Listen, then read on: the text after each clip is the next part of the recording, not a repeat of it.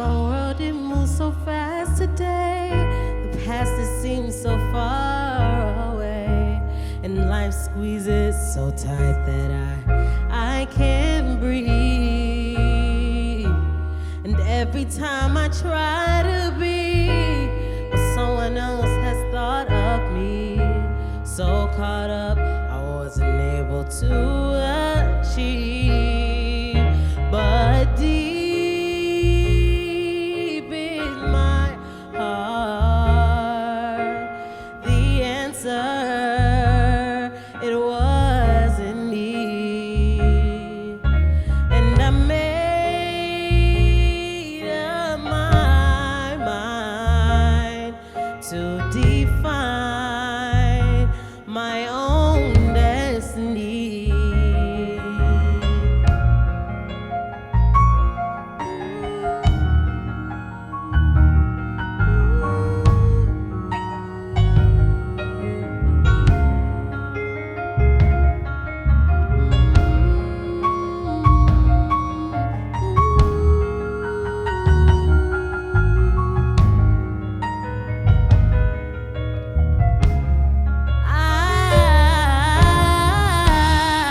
I look at my environment and wonder where the fire went. What happened to everything we used to be? I hear so many cry for help, searching outside themselves.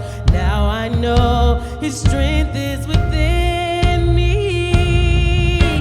And deep in my heart, I know the answer, it wasn't me. And I made up my mind to define my own destiny. And deep in my heart,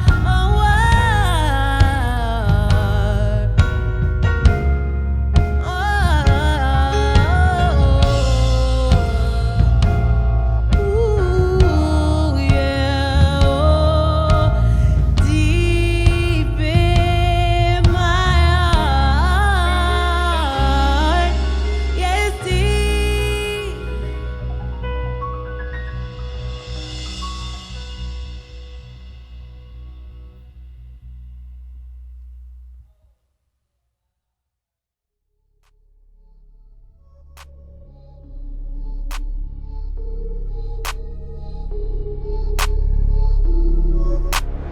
Share with you 2 reasons, and then I'm going to get out of your way and we closing out this series. I'm going to share with you 2 reasons why we ought to not settle for weakness when we have power. First of all is because despite perceived shortcomings, you're still sufficient. Timothy, his perceived shortcoming was his youth. Now, while Timothy was indeed young, it does not mean that the rest of Timothy's hypothesis is true. Right? He theorizes that my youth makes me unfit to lead. Yes, Timothy, you are young, but this idea that because you are young, you are unfit to lead, right? This second part of your thesis is false. I want to say that there are some people that are theorizing that their shortcoming or the shortcoming that they perceived is their gender. Because there is a stigma around being divorced. Because there is a stigma around getting older and being single and never been married yet. Whatever you perceive it to be, because I am not, you fill in the blank.